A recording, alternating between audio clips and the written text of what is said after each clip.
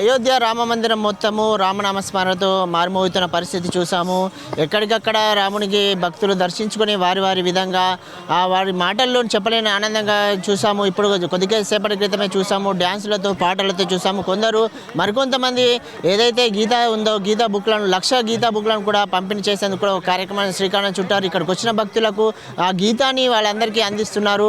అయితే వారు ఎక్కడి నుండి వచ్చారు, వారు ఎవరు అనే విషయాలు వారితో మాట్లాడి తెలుసుకునే ప్రయత్నం చేద్దాం. మనతో పాటు సోమానంద్ బాబా అనే ఉన్నారు. ఆయనే 1,00,000 గీతాలను అందరికి వచ్చిన భక్తులకు స్వయంగా ఇచ్చి పంచుతున్నారు. అసలు ఏంటి ఈ కార్యక్రమం అనే విషయాలు వారితో మాట్లాడడం చేద్దాం. నమస్కారం, कैसा है? मैं ठीक हूँ। और जैसे आपका नाम क्या है? सोहम बाबा या सोमानंद बाबा करके है, और मैं काशी परमहंस आश्रम मिर्जापुर से आया हुआ हूँ। 1,00,000 यथार्थ गीता का निःशुल्क वितरण विश्व के 30 भाषाओं में आप देख सकते हैं। मैं लगभग आज पूरा हो रहा है और 1 ट्रक और गीता आ रही है, वो भी 10 दिन में ख़त्म हो जाएगी। आप ये कार्यक्रम कैसा बन रहा है?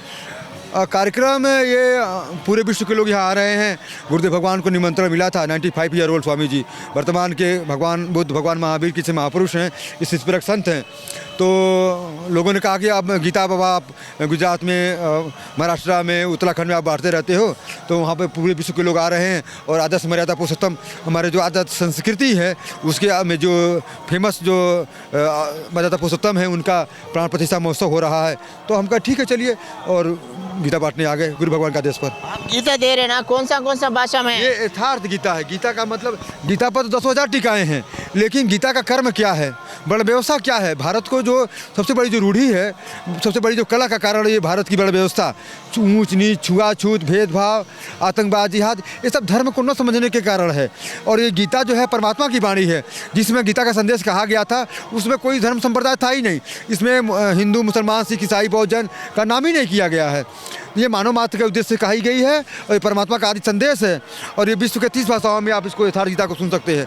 हिंदी के अलावा गुजराती, मराठी, तमिल, तेलुगु, मलयालम, कन्नड़, उर्दू, अरबी, फारसी, जर्मन, फ्रेंच, ये 30 भाषाओं में यथार्थ गीता को आप सुन सकते हैं, देख रहे हैं आप।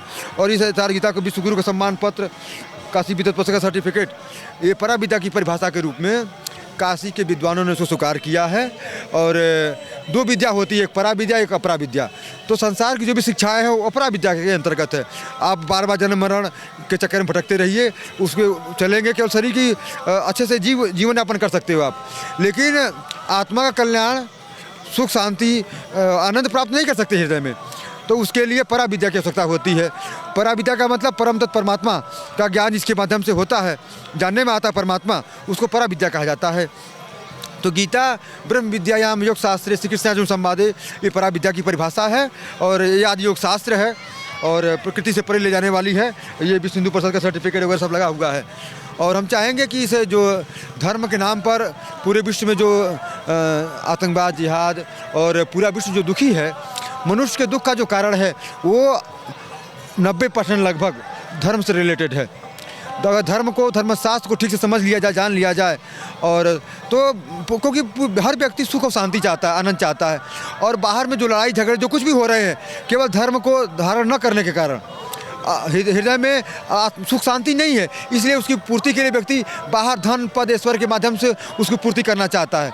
लेकिन जिस दिन वह जब समझ जाएगा यथार्थ गीता की साधना करके कि बाहर कुछ नहीं, राम विमुख सुख सपने में नहीं, परमात्मा के विमुख सुख है ही नहीं, तो वो पाएगा कहाँ से। अनादिकालों से अब तक का यही रिकॉर्ड रहा है।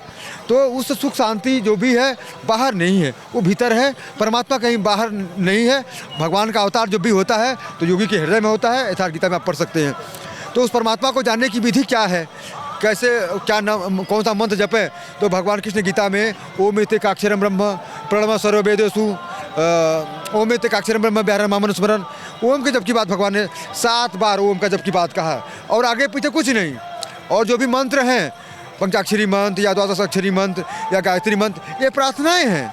आप प्रार्थना करिए, लेकिन जिस मंत्र के द्वारा हमको परमात्मा को विदित करना है और हमें मंत्र प्राप्त करना है, मंत्र का मतलब मन अंतर समंतर, हमारा जो मन बहिर्मुख है वो अंतर्मुखी हो जाए, उसके लिए उस ब्रह्म का प्रचायक नाम ओम है, जिसको वैज्ञानिकों ने भी पुष्ट किया है कि पूरे अखिल ब्रह्मांड में ओमकार की ध्वनि गूंज रही है।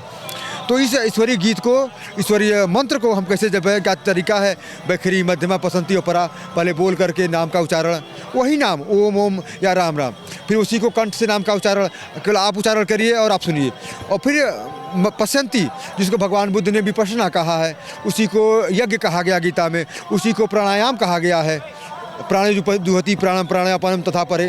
तो ये श्वास प्रश्वास की जो क्रिया है यह एक जागृति है। ये प्राणायाम कहने से ये बाहर का जो प्राणायाम चल रहा है ये प्राणायाम नहीं है।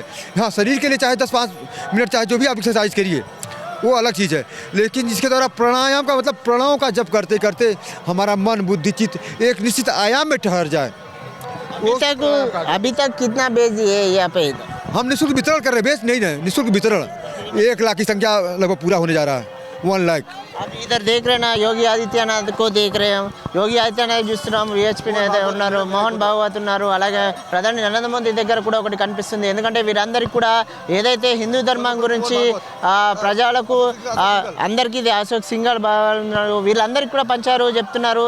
ఎందుకంటే మన హిందూ సంరక్షణ కోసం, హిందూ సంరక్షణ గురించి అందరూ తెలుసుకోవాలి, హిందూ సాంప్రదాయాల గురించి తెలుసుకోవాలి, ఆ ప్రజలందరూ హిందుత్వాన్ని గురించి తెలుసుకొని ముందుకెళ్ళాలని చెప్పి కూడా వారు చెప్తున్నారు. ఎందుకంటే 1,00,000 కార్యక్రమాలు చేపట్టామని చెప్పి రామ జన్మభూమి అయిన అయోధ్యలో ఈ కార్యక్రమం చేపట్టడం కూడా చాలా ఆనందంగా ఉందని చెప్తున్నారు.